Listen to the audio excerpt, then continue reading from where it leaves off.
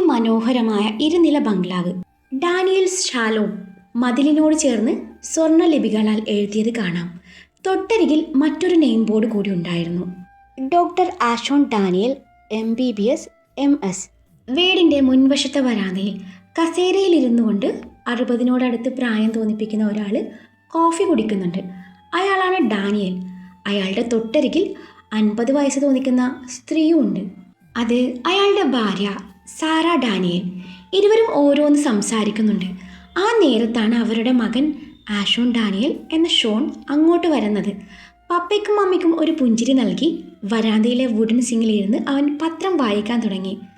ഡാനിയലിൻ്റെ നോട്ടം ഷോണിലേക്ക് നീണ്ടു. ഷോൺ, ഇന്നാണ് നമ്മൾ അങ്ങോട്ട് ചെല്ലാമെന്ന് പറഞ്ഞത്. ഉച്ചയ്ക്ക് മുൻപ് നീ ഫ്രീ ആണല്ലോ അല്ലേ? ഡാനിയൽ തൻ്റെ മകനിലേക്ക് നോട്ടം പായിച്ചുകൊണ്ട് പറഞ്ഞു. പപ്പയുടെ ചോദ്യത്തിന് ഷോൺ മറുപടി പറയാതെ പത്രം വായന തുടർന്നു. അവനിൽ നിന്നും പ്രതികരണമൊന്നും ഇല്ല എന്ന് കണ്ടപ്പോൾ ഡാനിയലിന് ദേഷ്യം തോന്നി. ഷോൺ, ഞാൻ പറയുന്നത് നീ കേട്ടില്ല എന്നുണ്ടോ? റോണിയുടെ കൂടെ നിന്റെ വിവാഹവും നടത്താനാണ് ഞങ്ങൾ ആഗ്രഹിക്കുന്നത്. ചേട്ടനിരിക്കുമ്പോൾ അനിയൻ്റെ കെട്ട് നടത്തുന്നത് ശരിയാണോ? അതുകൊണ്ട് നീ ആ കുട്ടിയെ പോയി കണ്ടേ പറ്റൂ. പപ്പ അവന് വേണ്ടിയല്ലേ ആ കുട്ടിയെ കണ്ടുവച്ചത്. അവൻ പോയി കാണട്ടെ. ഷോൺ പത്രത്തിൽ നിന്നും മുഖമുയർത്താതെ പറഞ്ഞു. ഷോൺ, നീ എന്തൊന്നും അറിയാത്തതുപോലെ സംസാരിക്കുന്നേ? അവൻ പറഞ്ഞതല്ലേ അവന് മറ്റൊരു പെൺകുട്ടിയെ ഇഷ്ടമാണെന്ന്. അവളെ അല്ലാതെ മറ്റൊരു പെണ്ണിനെ സ്വീകരിക്കില്ലെന്ന്. പിന്നെ എങ്ങനെയാ അവനെ കൊണ്ട് ഇനിയും നിർബന്ധിക്കുക? അതുകൊണ്ട് ഷോൺ, ഇന്ന് നീ എൻ്റെ കൂടെ വന്നേ പറ്റൂ. പപ്പ ഇനി എന്തൊക്കെ പറഞ്ഞാലും ഞാൻ ആ കുട്ടിയെ കെട്ടാനൊന്നും പോണില്ല. ഞാനത് ഒരുപാട് തവണ പറഞ്ഞിട്ടുള്ളതുമാണ്. ഞാനിപ്പോൾ എൻ്റെ കരിയറിലാണ് ശ്രദ്ധ കൊടുക്കുന്നത്. അതിനിടയിൽ ഒരു വിവാഹം, അതിനോട് എനിക്ക് താല്പര്യമില്ല. അതുമല്ല, പപ്പയുടെ കടപ്പാടെന്നും പറഞ്ഞുള്ള ആ സില്ലി ഇമോഷൻസും ഫീലിങ്സും അതിനോട് എനിക്ക് കണക്ട് ചെയ്യാൻ പറ്റുന്നില്ല. എന്നേക്കാളും 7-8 വയസ്സോളം പ്രായം കുറവുള്ള പെൺകുട്ടി, അതും വെറും ഡിഗ്രിക്കാരി. ഞാൻ വിവാഹം കഴിക്കുന്നുണ്ടെങ്കിൽ അത് നല്ല വിദ്യാഭ്യാസവും മെച്യൂർഡും ആയിട്ടുള്ള കുട്ടിയായിരിക്കും. അല്ലാതെ ഇതുപോലൊരു പെൺകുട്ടിയെ വിവാഹം കഴിക്കാൻ എനിക്ക് ബുദ്ധിമുട്ടുണ്ട്. ഇത്തവണ ഷോൺ പത്രത്തിൽ നിന്ന് മുഖമുയർത്തി തൻ്റെ അഭിപ്രായം തുറന്നു പറഞ്ഞു. എടാ, അപ്പോൾ എൻ്റെ വാക്കിന് ഇവിടെ ഒരു വിലയുമില്ല അല്ലേ? അവൻ എങ്ങനെയും തന്നിഷ്ടം കാട്ടി. ഇപ്പോൾ നീയും എന്നോട് ചോദിച്ചിട്ടല്ലല്ലോ പപ്പ അവർക്ക് വാക്ക് കൊടുത്തത്. ഷോൺ നിസ്സാര മട്ടിൽ പറഞ്ഞു.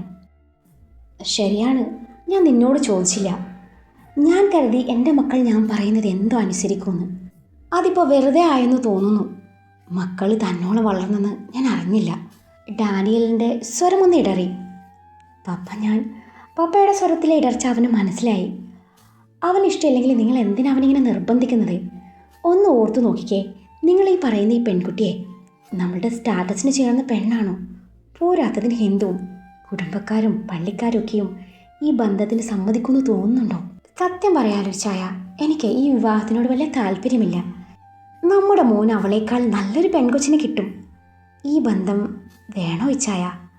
തൻ്റെ ഭാര്യ സാറയുടെ വാക്കുകൾ അയാളെ ചൊടിപ്പിച്ചു. സാറ, നീ ഒന്ന് മറന്നു പോകുന്നു. 10 വർഷം മുൻപ് ഞാൻ മരണത്തോട് മല്ലിടുമ്പോൾ നീ എൻ്റെ ജീവന് വേണ്ടി ഒരു പാവപ്പെട്ട സ്ത്രീയോട് കരഞ്ഞ് യാചിച്ചിരുന്നു. അന്ന് അവരുടെ കാൽ കീഴിൽ നീ നിന്റെ അഭിമാനം പണയം വെച്ചു.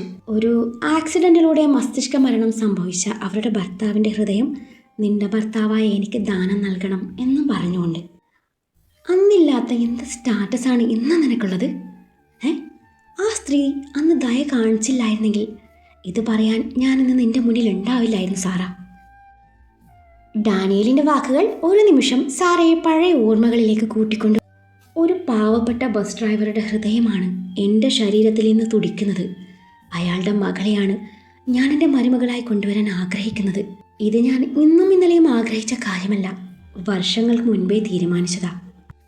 അന്ന് ഓപ്പറേഷൻ കഴിഞ്ഞ് സുഖം പ്രാപിച്ചു അവിടെ പോയപ്പോൾ ഒരു 9 വയസ്സുകാരി എൻ്റെ അരികിൽ വന്ന് എൻ്റെ നെഞ്ചിൽ കൈവച്ച് പറഞ്ഞത് ഞാൻ ഇപ്പോഴും ഓർക്കുന്നുണ്ട്. എൻ്റെ അച്ഛനാ ഇതിനകത്തിരിക്കുന്നത്. ഞാനെന്നും എൻ്റെ അച്ഛൻ്റെ ഈ നെഞ്ചോട് ചേർന്ന് ഉറങ്ങാറ്. ഈ അച്ഛൻ എന്നെ തനിച്ചാക്കി പോവുകയാണോ എന്ന്.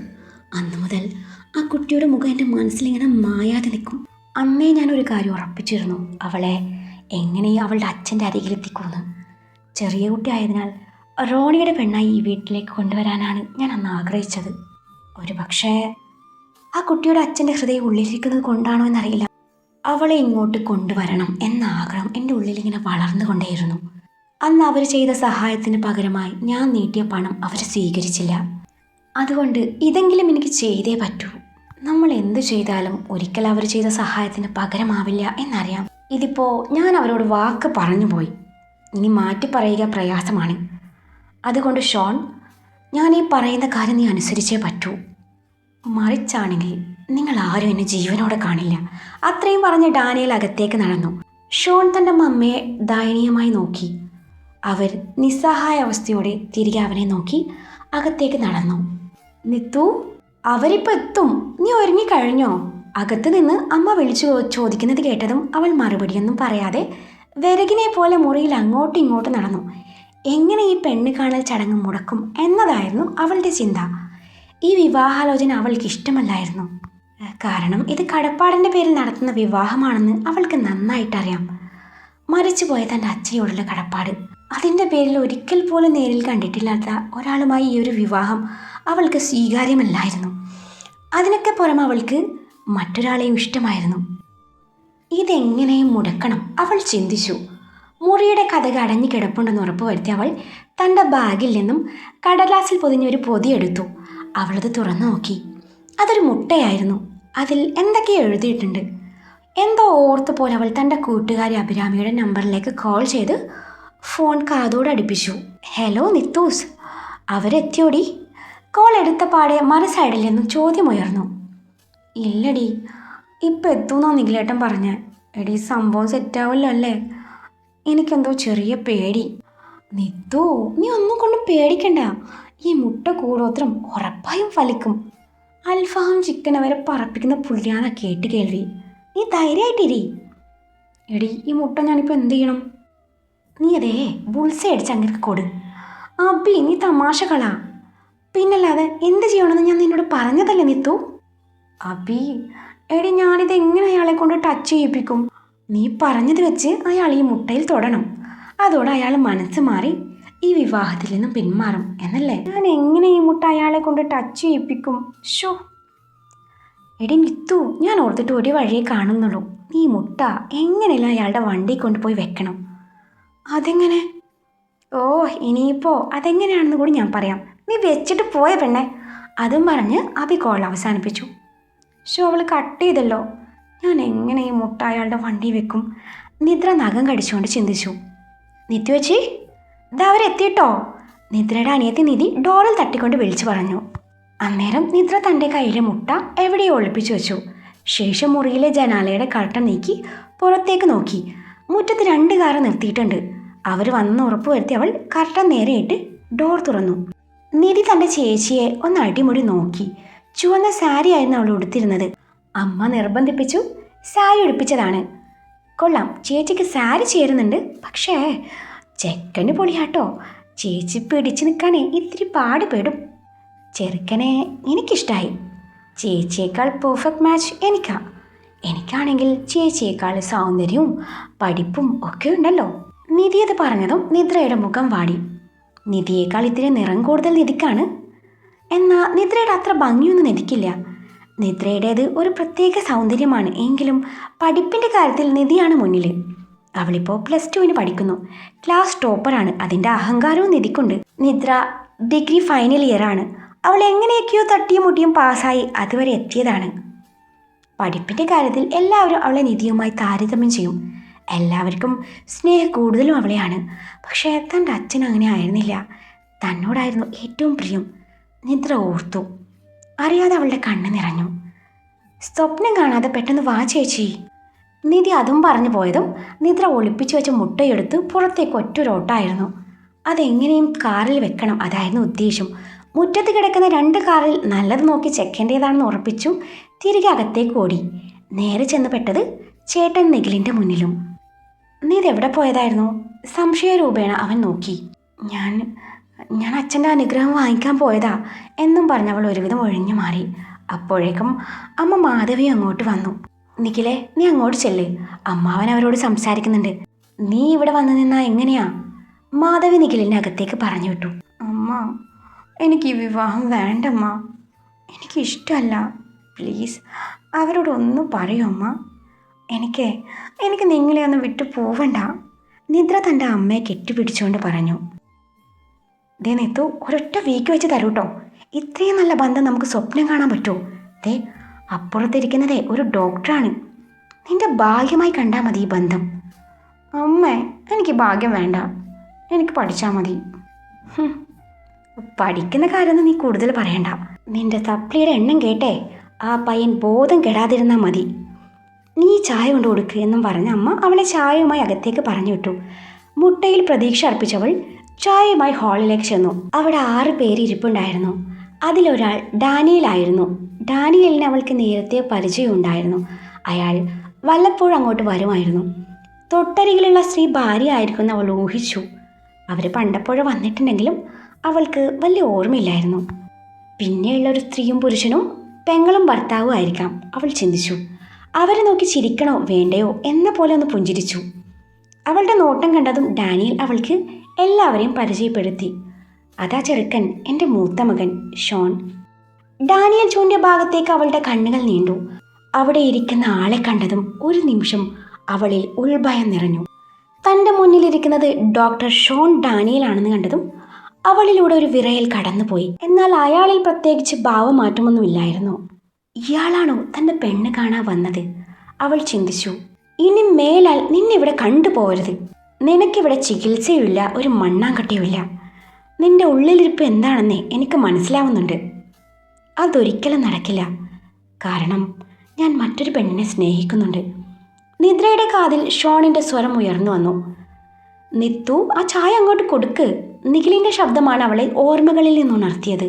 നിദ്ര ഷോണിന് നേരെ ചായ നീട്ടുമ്പോൾ അവൻ്റെ മുഖത്ത് തികച്ചും ഗൗരവം മാത്രം. അവളുടെ മുഖത്തൊന്നും നോക്കുന്നു പോലുമില്ല. എന്നാലും ഇയാൾക്ക് എന്താ പറ്റേ? എന്നെ ഓർമ്മയില്ലേ? ഇനിയിപ്പോൾ വല്ല അൽഷിമേഴ്സും അവൾ ചിന്തിച്ചു. ചിലപ്പോൾ ആയിരിക്കും. എന്നാൽ ഞാൻ രക്ഷപ്പെട്ടു എന്ന് മനസ്സിൽ പറഞ്ഞു. ബാക്കിയുള്ളവർക്ക് കൂടി ചായ നൽകി. ചായ വാങ്ങിക്കുമ്പോൾ ഡാനിയൽ അവൾക്ക് നിറഞ്ഞ പുഞ്ചിരി നൽകി. എന്നാൽ സാറ ഒന്ന് ചിരിച്ചെന്ന് വരുത്തിയതേയുള്ളൂ. ഷോണിൻ്റെ ചേച്ചി റെബേക്കയും അവരുടെ ഭർത്താവ് ആൽബിയും ഷോണിൻ്റെ അനിയൻ ആരോണുമായിരുന്നു അവരുടെ കൂടെ ഉണ്ടായിരുന്നത്. അവരൊക്കെയും അവൾക്കൊരു പുഞ്ചിരി കൈമാറി. അതിനിടയിൽ അവളുടെ നോട്ടം ഷോണിലേക്ക് നീണ്ടു. അപ്പോഴും പുള്ളിക്കാരൻ ഏറും പിടിച്ചിരിപ്പുണ്ട്. ഷടാ, ഇത് വന്നപ്പോൾ തൊട്ട് യന്ത്രമനുഷ്യനെ പോലെ ഇരിപ്പാണല്ലോ. എന്നാലും തന്നെ കണ്ടിട്ട് ഇയാൾക്കെന്താ ഒരു ഭാവമാറ്റവും ഇല്ലാത്ത എന്ന് ചിന്തിക്കുമ്പോഴാണ് ചുവരിൽ കിടക്കുന്ന തൻ്റെ ഫോട്ടോസൊക്കെയും അവൾ ശ്രദ്ധിക്കുന്നത്. ഓ, അത് ശരി. അപ്പോൾ ഇയാൾ വന്ന പാടെ ഈ ഫോട്ടോസ് കണ്ടു കാണും. അതാണ് ഇങ്ങനെ കരിങ്കൽ പ്രതിമയെ പോലെ ഇരിക്കുന്നത്. എന്നെ ഒഴിവാക്കാൻ നോക്കിയിട്ട് അവസാനം നിങ്ങൾ എൻ്റെ മുന്നിൽ തന്നെ എത്തിയല്ലോ എൻ്റെ ഡോക്ടറെ. നിദ്രയുടെ മനസ്സ് മന്ത്രിച്ചു. അവളുടെ മനസ്സ് 6 മാസം പിന്നിലേക്ക് സഞ്ചരിച്ചു. തൻ്റെ കൂട്ടുകാരി അഭിരാമിയുടെ ചേച്ചിയുടെ ഡെലിവറി ടൈമിൽ നിദ്രയും കൂടി ചെന്നിരുന്നു. അബിയുടെ ചേച്ചിയുടെ ഡെലിവറിയിൽ കോംപ്ലിക്കേഷൻ നിറഞ്ഞപ്പോൾ അബിയുടെ അമ്മയ്ക്ക് ടെൻഷൻ കൂടി ബോധം മറിഞ്ഞു വീഴുകയായിരുന്നു. അന്ന് അവിടുത്തെ ഡോക്ടേഴ്സ് അബിയുടെ അമ്മയ്ക്ക് വേണ്ട പ്രാഥമിക ചികിത്സ നൽകി. പിന്നീട് അവിടുത്തെ ഫിസിഷ്യനായിരുന്ന ഡോക്ടർ വിക്രമിൻ്റെ നിർദ്ദേശപ്രകാരം നിദ്ര അബിയുടെ അമ്മയും കൂട്ടി ഡോക്ടർ ആഷോൺ ഡാനിയലിനെ കാണാൻ ചെന്നു. നിദ്രയും അബിയുടെ അമ്മയും ഡോക്ടറുടെ മുന്നിലിരിപ്പുണ്ട്. Doctor Ashon Daniel, MBBS MS. കൊള്ളാം, പേരും അടിപൊളി, ആളും അടിപൊളി. എന്തൊരു ഗ്ലാമറാ. ഇങ്ങനെ കെട്ടുന്നവളുടെ ഭാഗ്യം. ഇനിയിപ്പോൾ കെട്ട് കഴിഞ്ഞ് കാണൂ? ഏയ്, ഹോ, എൻ്റെ ഡോക്ടറെ ക്രഷ് അടിച്ചോട്ടോ. ഡോക്ടറെ ഞാനിങ്ങെടുക്കുക. ഷോൺ അമ്മയെ പരിശോധിക്കുന്ന നേരം നിദ്രയുടെ കണ്ണുകൾ സുന്ദരനായ ഡോക്ടറിലായിരുന്നു. അവൾ അയാളെ കണ്ണടിക്കാതെ നോക്കി നിന്നു ഓരോന്ന് മനസ്സിൽ പറയുന്നുണ്ട്. ഡോക്ടർ അമ്മയെ പരിശോധിച്ച ശേഷം കാര്യങ്ങൾ ചോദിച്ചറിയാൻ വേണ്ടി നിദ്രയ്ക്ക് നേരെ തിരിഞ്ഞു. നിദ്രയാണെങ്കിൽ ഇതൊന്നും അറിയാതെ അവനെ വായി നോക്കുന്ന തിരക്കിലാണ്. ഹലോ, അവൻ അവൾക്ക് നേരെ വിരൽ ഞൊടിച്ചു. എവിടെന്ന് അവൾക്ക് അനക്കം പോലുമില്ല. ഷോൺ തൻ്റെ മുന്നിലിരിക്കുന്ന ടേബിളിൽ ആഞ്ഞടിച്ചതും നിദ്ര ഞെട്ടലോടെ അവനെ നോക്കി. നിദ്രയെ രൂക്ഷമായി നോക്കി ഷോൺ അമ്മയുടെ പ്രശ്നങ്ങളൊക്കെയും പറഞ്ഞു. പിന്നീട് സ്കാൻ ചെയ്യാൻ കൂടി നിർദ്ദേശിച്ചു. അമ്മയുമായി അവിടെ നിന്ന് പുറത്തേക്ക് കടക്കാൻ നേരം നിദ്ര ഷോണിനെ ഒന്ന് തിരിഞ്ഞു നോക്കി. ആ നേരത്ത് തന്നെയാണ് അവനും അവളെ നോക്കുന്നത്. അന്നേരം അവൻ്റെ തുടിച്ചു നോട്ടം കണ്ട നിദ്ര പെട്ടെന്ന് നോട്ടം മാറ്റി പുറത്തേക്ക് നടന്നു. പിന്നീട് സ്കാനിങ്ങിൻ്റെ റിപ്പോർട്ടുമായി നിദ്ര മാത്രമാണ് ഷോണിനെ കാണാൻ ചെന്നത്. രാവിലത്തെ OP കഴിഞ്ഞ് ഷോൺ ധൃതിയിൽ മുറിയിൽ നിന്ന് പുറത്തിറങ്ങുന്ന നേരത്താണ് നിദ്ര അകത്തേക്ക് ചെല്ലുന്നത്. ആ നേരത്ത് ഇരുവരുടെയും നെറ്റി തമ്മിൽ ഇടിച്ചു. യു ഇഡിയറ്റ്, നിനക്കെന്താ കണ്ണ് കണ്ടൂടെ? ഓരോന്ന് കുറ്റിയും പറിച്ച് വന്നോളൂ മനുഷ്യനെ മെനക്കെടുത്താൻ. അവളെ തുറച്ചു നോക്കി അവൻ തൻ്റെ നെറ്റി തടവിക്കൊണ്ട് പറഞ്ഞു. നിദ്രയ്ക്കും തൻ്റെ നെറ്റി വേദനിക്കുന്നുണ്ടായിരുന്നു. അവളും തൻ്റെ നെറ്റി തടവിക്കൊണ്ടിരുന്നു. അതിനിടയിൽ അവനോട് സോറിയും പറഞ്ഞ് അവന് നേരെ തൻ്റെ കയ്യിലെ റിപ്പോർട്ട് നീട്ടി. അവളെ ദഹിപ്പിച്ചു നോക്കി അവൻ തൻ്റെ ചെയറിൽ വന്നിരുന്നു. റിപ്പോർട്ട് പരിശോധിക്കുന്നുണ്ട്. അതിനിടയിൽ അവൾ തൻ്റെ വായി നോട്ടം തുടർന്നു. അവളുടെ നോട്ടം ഇടയ്ക്കപ്പോഴും അവനും കണ്ടിരുന്നു. അന്നേരം അവൾ നിഷ്കുവായി നിന്നു. റിപ്പോർട്ട് പരിശോധിച്ചു. ഒരു കുഴപ്പമില്ലെന്ന് പറഞ്ഞ റിപ്പോർട്ട് തിരികെ അവളെ ഏൽപ്പിച്ചു. മരുന്ന് കുറിച്ച് പ്രിസ്ക്രിപ്ഷൻ തിരികെ നൽകി. അവനെ നോക്കി നന്ദിയും പറഞ്ഞവൾ തിരിഞ്ഞു നടന്നു. ദീർഘമായി ഒന്ന് നിശ്വസിച്ചവൻ തൻ്റെ മുന്നിലിരിക്കുന്ന വാട്ടർ ബോട്ടിലിൽ നിന്നും ഒരു ഗ്ലാസ്സിലേക്ക് വെള്ളം പകർന്ന് ഒന്ന് സിപ്പ് ചെയ്തു. അപ്പോഴാണ് അവൾ വീണ്ടും അവന് നേരെ തിരിയുന്നത്. അതെ ഡോക്ടറെ, അമ്മയ്ക്ക് പ്രഷർ കൂടിയുണ്ട്. അതിൻ്റെ ടാബ്ലറ്റ് കൂടി എഴുതിയിരുന്നെങ്കിൽ. അവളുടെ പറച്ചിൽ കേട്ടവൻ മറുപടിയൊന്നും പറയാതെ പ്രിസ്ക്രിപ്ഷൻ തിരികെ വാങ്ങി ടാബ്ലറ്റ് കുറിച്ച് അവൾക്ക് നേരെ നീട്ടി. അത് വാങ്ങിക്കാൻ വേണ്ടി കൈ നീട്ടിയതും അവളുടെ കൈ തട്ടി അവൻ്റെ മുന്നിലിരിക്കുന്ന ഗ്ലാസും വെള്ളം അവൻ്റെ മേലേക്ക് തന്നെ മറിഞ്ഞു. വെള്ളം വീണതും അവൻ്റെ ഷർട്ടും പാൻറ്റും മുഴുവനും നനഞ്ഞു. അവൻ രൂക്ഷമായി അവളെ നോക്കി. അവൻ്റെ അന്നേരത്തെ നോട്ടം കണ്ട് അവൾ നിന്ന് വിറയ്ക്കാൻ തുടങ്ങി. വന്നപ്പോൾ തൊട്ട് നീ എനിക്ക് പണി തരുവാണല്ലോ. ഛേ, അവൻ മുഷ്ടി ചുരുട്ടിക്കൊണ്ട് പറഞ്ഞു. സോറി ഡോക്ടർ, ഞാൻ കണ്ടില്ല, ഞാൻ തുടച്ചു തരാം എന്നും പറഞ്ഞവൾ തൻ്റെ കയ്യിലെ തൂവാല കൊണ്ട് അവൻ്റെ ഷർട്ട് തുടച്ചു കൊടുക്കാൻ തുടങ്ങി. അവളുടെ പ്രവൃത്തി അവനെ ഞെട്ടിപ്പിച്ചു. ദേഷ്യത്തോടെ അവളോട് മാറി നിൽക്കാൻ ആവശ്യപ്പെട്ടതും അവൾ പേടിയോടെ തൻ്റെ കൈ പിൻവലിച്ചു. ഗെറ്റ് ഔട്ട്, അവൻ്റെ ശബ്ദം ഉയർന്നു. അവൾ പേടിയോടെ പിന്നോട്ട് നടക്കാൻ ഒരുങ്ങവേ നിർഭാഗ്യമാണോ ഭാഗ്യമാണോ എന്നറിയില്ല, വെള്ളത്തിൽ ചവിട്ടി അവൾ അവൻ്റെ മേലേക്ക് തന്നെ വീണു. നേരെ ചെന്ന് അവൻ്റെ മടിയിലേക്ക് ലാൻഡ് ചെയ്തു. അതായിരുന്നു തുടക്കം. അന്ന് അവൻ്റെ വായിൽ നിന്നും ഒത്തിരി വഴക്ക് കേട്ടതും അവൾക്ക് വാശിയായി. മയിലെണ്ണ ഇട്ടിട്ടായാലും വേണ്ടില്ല, അവനെ വളച്ചിട്ട് ഇനി തനിക്ക് വിശ്രമമുള്ളൂന്ന്. അവൾ ഇക്കാര്യമൊക്കെയും തൻ്റെ കൂട്ടുകാരി അബിയോട് പറയുകയും ചെയ്തു. ഇനി അമ്മയെ കാണിക്കാൻ പോകുമ്പോൾ താൻ കൂടി വരുന്നുണ്ടെന്ന് പറഞ്ഞപ്പോൾ അബി അവളെ വല്ലാത്ത ഭാവത്തിൽ നോക്കി. അമ്മ ഇനി അടുത്ത മാസം മാത്രമേ കാണിക്കുന്നുള്ളൂ എന്ന് അബി പറഞ്ഞതും അവൾ പ്ലാൻ മാറ്റി പിടിച്ചു. 2 ദിവസത്തിന് ശേഷം അവൾ ഷോൺ ഡോക്ടറെ അപ്പോയിൻമെൻ്റ് എടുത്ത് ഒരു രോഗിയായി അയാളുടെ മുന്നിലെത്തി. അവളെ കണ്ടതും ഷോണിൻ്റെ മുഖം ചുളിഞ്ഞു. അന്നേരം അവൾ നിഷ്കളങ്കത അങ്ങ് വാരി വിതറി. എന്താ? അവൻ കാര്യം തിരക്കി. അന്നേരം അവൾ തൻ്റെ കയ്യിലെ ഷീറ്റ് അവന് നേരെ നീട്ടി. പേഷ്യൻ്റ് എവിടെ? അവൻ ചോദിച്ചു. ഡോക്ടർ, ഞാൻ തന്നെയാ പേഷ്യൻ്റ്. അന്നേരം സംശയത്തോടെ അവൻ അവളെ നോക്കി. ശേഷം അവൻ അവളോട് പേഷ്യൻ്റ് ചെയറിൽ ഇരിക്കാൻ പറഞ്ഞു. അവൾ ഇരുന്നു. എന്താ അസുഖം? അവൻ ഗൗരവത്തിൽ ചോദിച്ചു. അത് പിന്നെ ഈ കയ്യിലൊരു വേദന. അതും പറഞ്ഞവൾ തൻ്റെ കൈ അവന് നേരെ നീട്ടി. അവൻ അവളെ സംശയത്തോടെ പിന്നെയും നോക്കി.